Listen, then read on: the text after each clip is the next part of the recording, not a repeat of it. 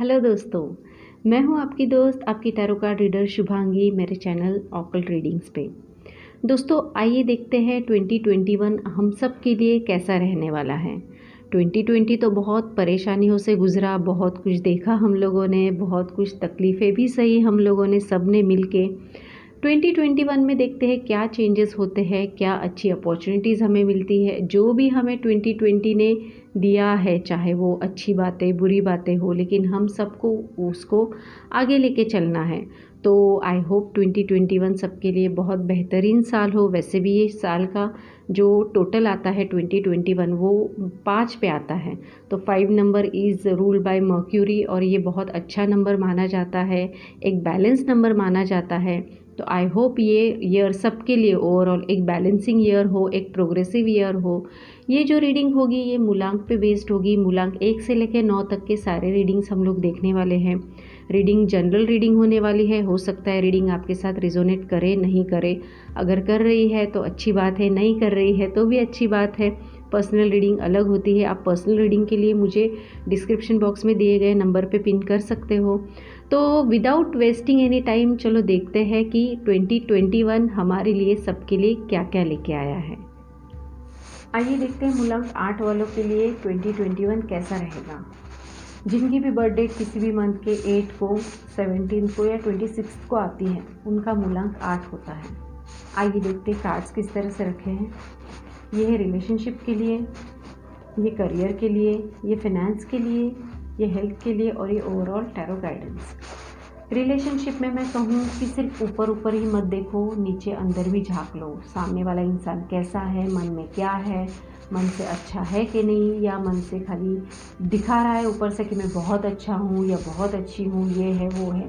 तो थोड़ा सा अंदर झांकने की ज़रूरत है। स्पेशली उनके लिए मैं कहूँगी जो लोग न्यूली लव वाली फीलिंग में आने वाले हैं, जिनका न्यू अफेयर होने वाला है या न्यू रिलेशनशिप में आने के चांसेस है। क्या होता है ना, जब स्टार्टिंग का टाइम पीरियड होता है ना तो सब बहुत अच्छा लगता है, लेकिन धीरे धीरे पता चलता है कि सामने वाला इंसान कैसा है, क्या है। ये अलग बात है कि जब हम लोग किसी से प्यार करते हैं तो उसको अच्छाई के साथ साथ बुराई में भी हम लोग अपनाते हैं, लेकिन वो एक बात होती है, धोखा नहीं होना चाहिए। तो इसीलिए अगेन कहूँगी कि ये जनरल प्रेडिक्शन है, ये सबको अप्लाई नहीं होता। हाँ, लेकिन आप पर्सनलाइज रीडिंग करके देख सकते हो कि ये चीज़ें आपको कितनी बॉदर कर सकती है या नहीं कर सकती। तो यहाँ पे अपने पार्टनर के साथ आप कैसा है ना कि आपके पार्टनर के मन में क्या चल रहा है ये आपको देखना पड़ेगा। पार्टनर को कोई चीज़ बॉदर कर रही है क्या, कि वो ऊपर से दिखा रहे कि हाँ मैं बहुत खुश हूँ दिखा रहे हैं, और लेकिन उनको कोई चीज़ तकलीफ़ दे रही है या कोई चीज़ का उन्हें टेंशन है, तो वो टेंशन आपको रिलीज़ करने की ज़रूरत है। पार्टनर होता किस लिए है, सुख दुख में एक साथ रहने के लिए ना। तो फिर वहाँ पे वो चीज़ को आपको देखना है कि मेरे पार्टनर को कोई चीज़ बॉदर तो नहीं कर रही है, या फिर कुछ चीज़ वो छुपा तो नहीं रहे हैं आपसे। तो ये सारी चीज़ें आती है इसमें। तो थोड़ा सा ऐसा माहौल यहाँ पे रहने वाला है। कभी कभी क्या होता है ना, किसी अपने पार्टनर को सरप्राइज़ देने के लिए भी सामने वाला इंसान बोलता है अरे कुछ नहीं, ये है वो है, बाद में आपको सरप्राइज़ देगा। ठीक है, तो वो चीज़ें दोनों वे में काम करती है, अच्छे वे में भी बुरे वे में भी। आपको आपकी इंट्यूशन यूज़ करनी है और देखना है। तो कहने का मतलब अगर मैं आपको बॉटम लाइन बता दूँ तो आप सिर्फ ऊपरी चीज़ों के ऊपर फोकस मत करो, आप अंदर पे भी देखो। ये चीज़ें गुड और बैड दोनों चीज़ें के लिए होती है। शायद हो सकता है आपको लगे कि अरे ये चीज़ अच्छी नहीं है, ये है वो है, पता चला नहीं ये तो चीज़ बहुत अच्छी थी, मतलब ये फीलिंग या कोई एक काम वगैरह जो भी है। तो रिलेशनशिप में आपको मैं ओवरऑल ये कहूँगी कि सिर्फ ऊपर मत देखो, ऊपर की चीज़ें मत देखो, अंदर तक झांको। कोई भी चीज़ को पूरी तरह से एनालाइज करो और फिर डिसाइड करो क्या करना है क्या नहीं। और ओवरऑल अगर मैं बात करूँ तो रिलेशनशिप अच्छा रहने वाला है। टाइम अच्छा स्पेंड करोगे पार्टनर को, और अच्छा आपको उनको समझने का ना एक अच्छा मौका मिलेगा आपको। ठीक है, उनके मन में क्या चल रहा है, वो क्या सोचते हैं, क्या दिक्कतें हैं, क्या परेशानी। देखो परेशानी जब भी आती है ना, स्पेसिफिकली मैं बोलूँ रिलेशनशिप में, तो वो आप दोनों को और करीब लेके आती है। ठीक है, तो अगर परेशानियां हैं तो एक दूसरे का हाथ थाम के रखना और दिक्कतों का सामना करना, तो जो भी होगा रिजल्ट अच्छा ही होगा और आपको करीब लेके आएगा। ठीक है, तो रिलेशनशिप आपका काफ़ी अच्छा रहने वाला है, लेकिन सी टू इट, धोखे में मत रहना। ठीक है, अगेन सबको अप्लाई नहीं करता। ओके, अगर मैं करियर की बात करूँ तो करियर में जैसे आप हो वैसे आपका करियर। ओके, अगर किसी का करियर कुछ अलग वगैरह है ना, तो वो इंसान उस काम को अपने वे से करना चाहेगा और उसी में उसको सफलता मिलेगी। तो कहने का मतलब ये है कि आपका जो काम है उसको आपको जिस वे में करना है ना, थोड़ा सा उस वे में आप करोगे तो आप ज़्यादा अच्छे से कर पाओगे। कुछ चीज़ें अब और आपको सीखनी ज़रूरी हैं, कुछ चीज़ों को ऑब्ज़र्व करना ज़रूरी है। कभी कभी क्या होता है, जहाँ पे हम रहते हैं वहाँ पे एनालाइज़ करना बहुत ज़रूरी होता है, चाहे वो किसी का स्वभाव हो, काम करने का तरीका हो। जैसे हमारे सीनियर्स हैं कि वो किस तरह से बात करते हैं, उनका अटायर कैसे होता है, बॉडी लैंग्वेज कैसी होती है, क्या होता है, और उसमें थोड़ा सा अपना भी टैक्टिक्स डाल दो, अपनी भी स्किल्स डाल दो और आपका काम बन जाएगा। तो ये कुछ आपको यहाँ पे चीज़ें यूज़ करनी है और आपको सीखना है। आपको बहुत लंबा जाना है और अभी भी आपके करियर में, तो बहुत अच्छी लेवल आपको रीच करनी है। तो अगर कुछ न्यू करना भी है आपको तो आप बिल्कुल करो, लेकिन आपको सीखना भी ज़रूरी है। तो जितना आप अपने आप से अपने आप से ही आप उम्मीद रखोगे तो बहुत अच्छा आप आगे कर पाओगे। तो करियर के लिए भी अच्छा कार्ड आया है, अच्छी अपॉर्चुनिटीज़ आपको मिलेंगी, आपके जो स्किल्स है वो निखर के आएंगे, आपको खुद भी पता चल जाएगा कि अच्छा ये मैं कर सकता हूँ, या ये भी कैपेबिलिटी मुझ में है, या ये मैं कर सकती हूँ। तो ये चीज़ आपको समझ में आ जाएगी। फाइनेंस की बात करूँ तो काफ़ी अच्छा कार्ड आया है। फाइनेंस आपका बहुत अच्छा रहने वाला है, ये साल बहुत अच्छा रहने वाला है। मतलब आप काम करोगे आपको पैसा मिलेगा, काम करोगे पैसा मिलेगा। कुछ इन्वेस्टमेंट करना है तो वो सही जाएगा आपका, आपने टारगेट रखा है तो वो सही अचीव होगा। ठीक है, कुछ ट्रैवलिंग हो सकता है रिलेटेड टू बिजनेस वगैरह बोल सकते हैं, या फिर रिलेटेड टू जॉब, कहीं मीटिंग में जाना पड़ सकता है, या फिर कहीं पे कुछ ट्रैवल करना पड़ सकता है।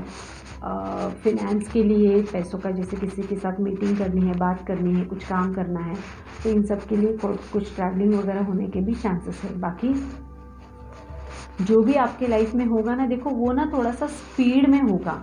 मतलब कैसे होता है ना कि इस पर्सन से मुझे मिलना है, मैं अपॉइंटमेंट लूँगा, बात करूँगा, फिर हो जाएगा, ऐसे नहीं। अपॉइंटमेंट भी मिल गई, बात भी हो गई, काम भी बन गया, प्रोडक्शन भी स्टार्ट हो गया, प्रोडक्ट्स भी बन गए, मार्केट में सेल भी हो गया और प्रॉफिट भी मिल गया।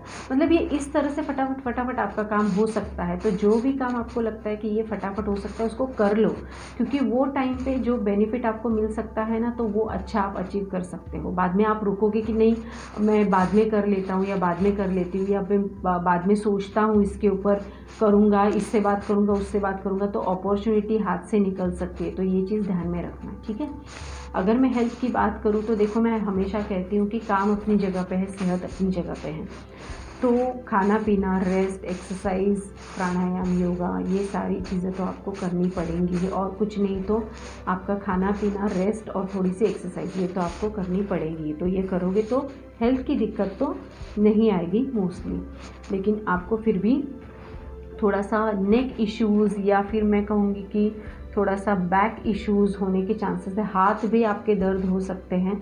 तो एक्सरसाइज वगैरह करो, अपना डाइट सही रखो और टेंशन मत लो। क्या होता है ना कि हम लोग सारा काम कर लेते हैं, लेकिन थोड़ा सा जब एंडिंग में बच जाता है तो वो काम डिले होने लगता है, तो हमें थोड़ा सा स्ट्रेस होने लगता है। तो ये चीज़ आपको थोड़ी सी अवॉइड करनी पड़ेगी।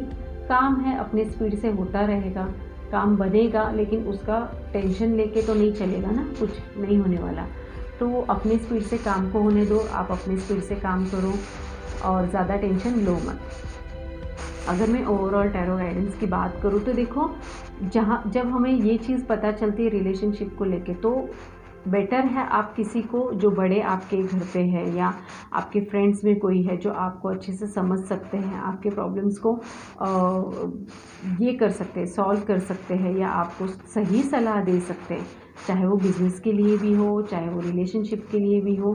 तो वो चीज़ को आप ये करो, उनसे सलाह ले लो और मशवरा कर लो, और फिर डिसाइड करो कि क्या करना है क्या नहीं करके। सिर्फ एक ही देखो, कभी भी जैसे सिक्के के दो पहलू होते हैं ना, तो कभी भी एक चीज़ को देख के, एक चीज़ को सुन के कभी भी आप डिसीजन मत लो, ओके। बाद में आपको रिग्रेट हो सकता है।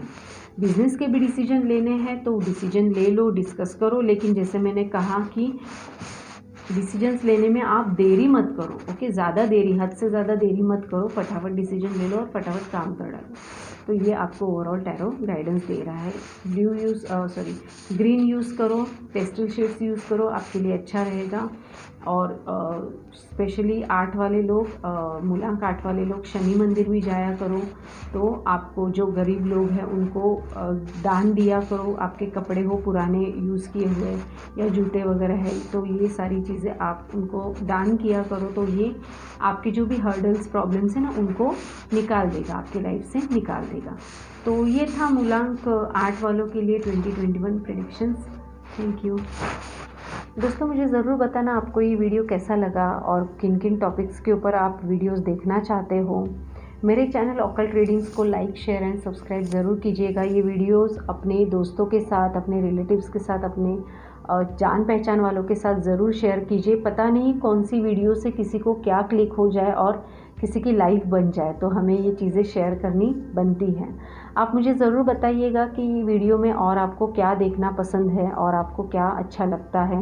पर्सनल रीडिंग करना चाहते हो तो आप मुझे नीचे डिस्क्रिप्शन बॉक्स में दिए गए नंबर पे पिंग कर सकते हो। मैं आपके क्वेरीज़ का रिप्लाई ज़रूर करूँगी। आप मुझे कमेंट बॉक्स में पूछ सकते हो कुछ अगर क्वेरीज़ वगैरह रहेगी तो। कुछ अगर आपको टिप्स वगैरह चाहिए फाइनेंस के लिए, रिलेशनशिप को हील करने के लिए, दिमाग शांत रखने के लिए, आपकी हेल्थ के लिए, तो इन सारी चीज़ों के ऊपर कुछ रेमेडीज़, कुछ टिप्स भी आपको मिल सकती हैं। तो आप ज़रूर मुझे कांटेक्ट कीजिएगा। मैं अभी मिलूँगी आपको नेक्स्ट वीडियो में। Till then stay healthy, stay happy, keep smiling, bye.